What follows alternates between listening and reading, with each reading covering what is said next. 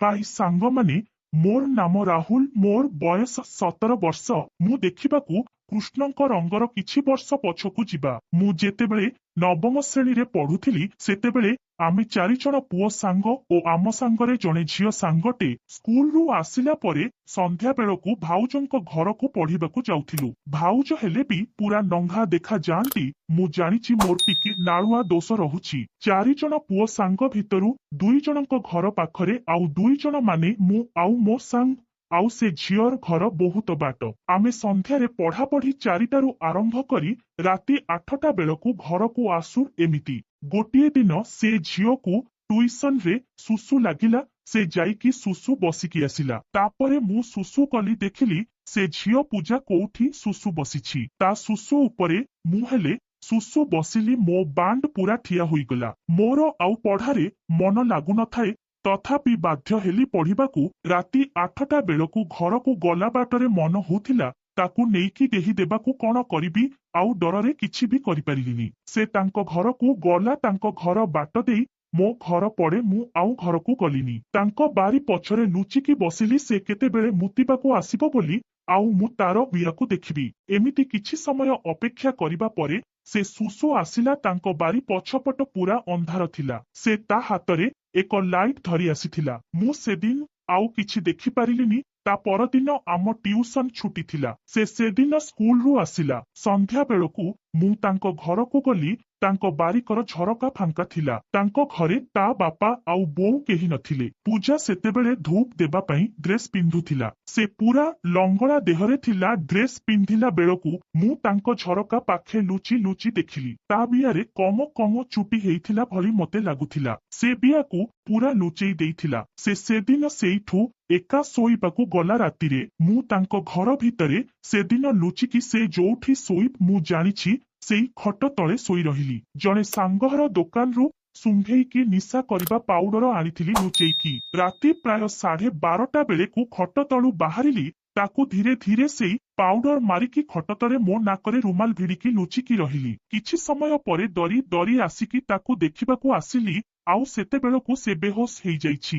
ମୋର ସେତେବେଳକୁ ଖାଲି ଗେହିବା ନିଶା ଲାଗିଛି ତାକୁ। ସେଇଠୁ ମୁଁ ତାହାର ଡ୍ରେସ ଖୋଲିଲି। ସେ କିଛି ଜାଣିପାରିଲାନି। ମୁଁ ଜାଣିଦେଲି ଯେ ଔଷଧ କାମ କରିଛି।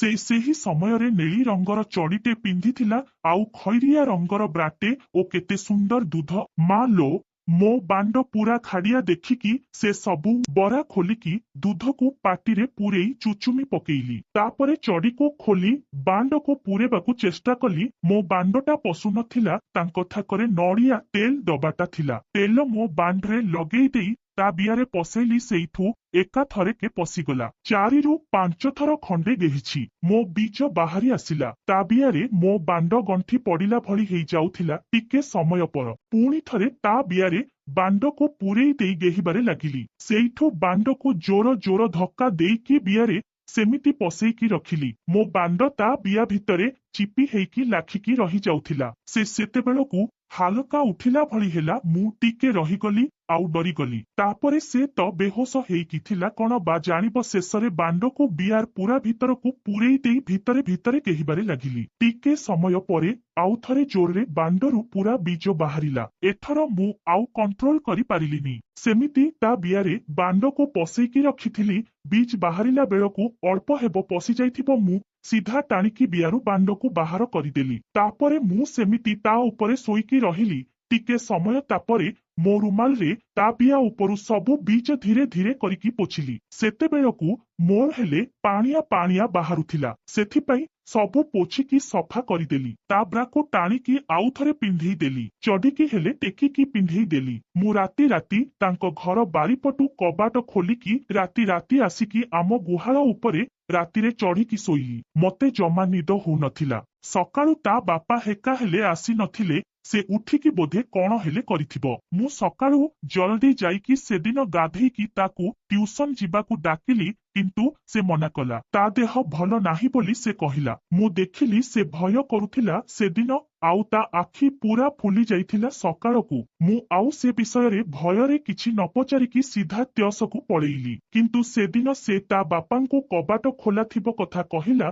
ଆଉ ପରେ ପରେ ତା ଡ୍ରେସ୍ କିଏ ରାତିରେ ଖୋଲିଥିବା କଥା ହେଲେ କହିଲା। ତାଙ୍କର ଥାନାରେ ଖବର କରିବେ ବୋଲି ଯାଇଥାନ୍ତେ। ମୁଁ ବହୁତ ଡରି ଯାଇଥିଲି, କିନ୍ତୁ ପରେ ସେମିତି କିଛି କଲେନି। ପରେ ସବୁ ଠିକ ହେଇଗଲା।